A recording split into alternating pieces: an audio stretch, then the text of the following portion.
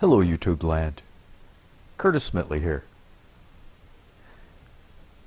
I hope everybody's enjoying their day, Saturday.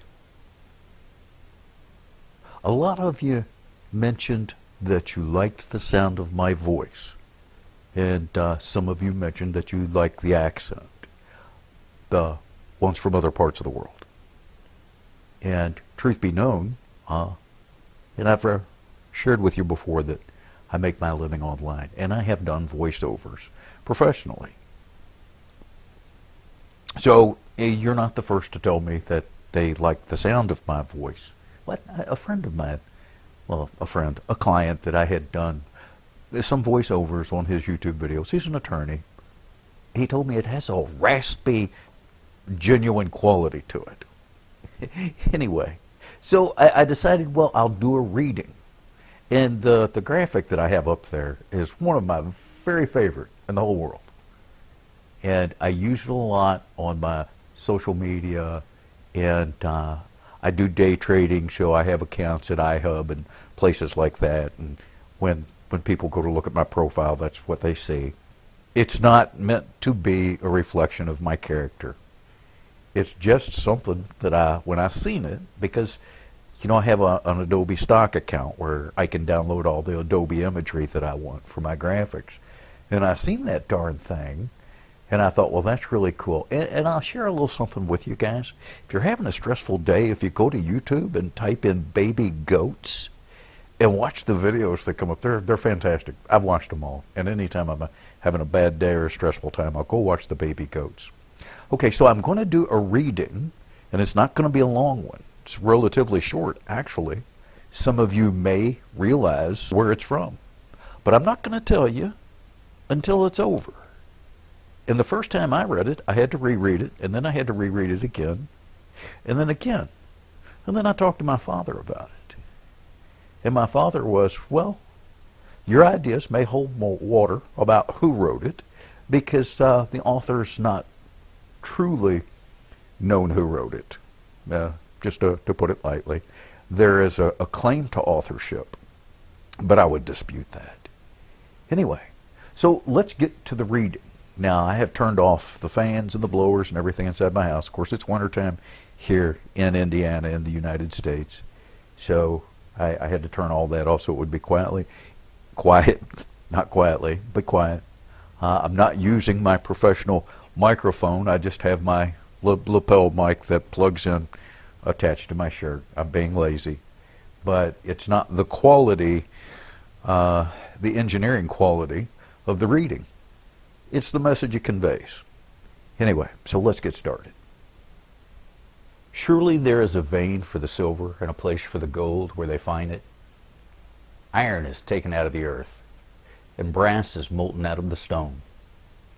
He setteth an end to darkness and searcheth out all perfection.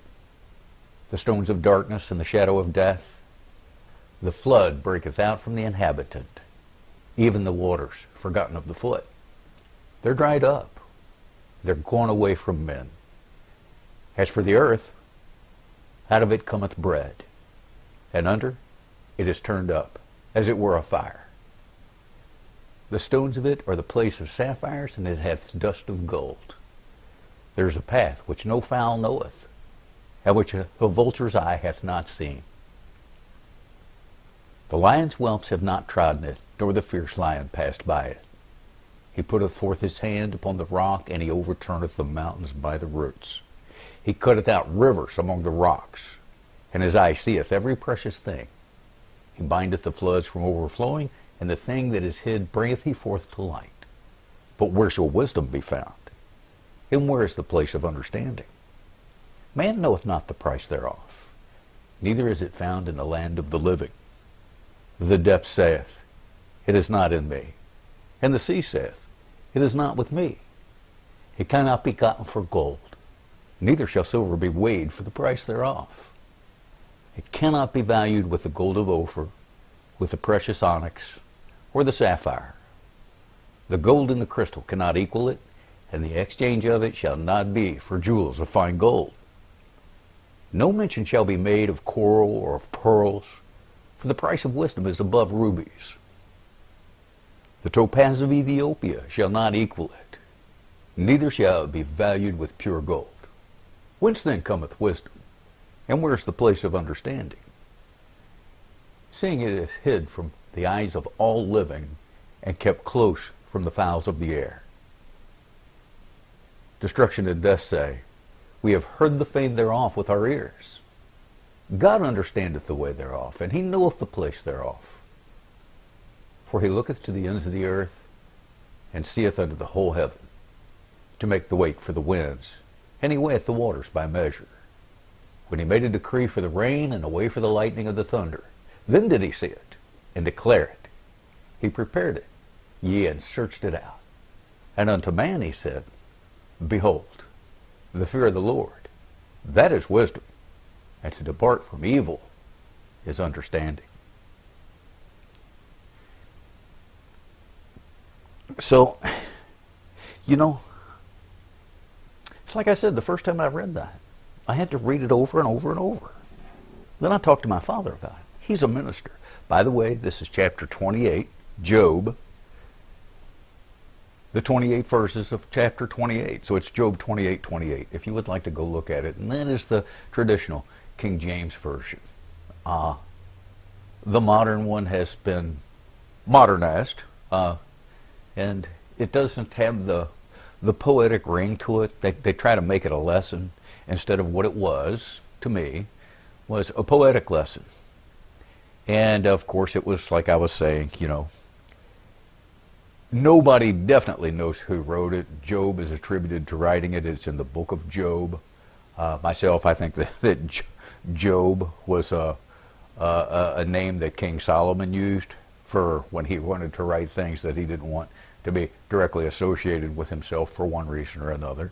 But if you've read Solomon, then you would understand when you're reading chapter 28 and the 28 verses of Job, the linguistics, the verbiage, everything is so similar to other writings of Solomon's that I just would think that Job, like so many characters in the Bible, was probably fictional.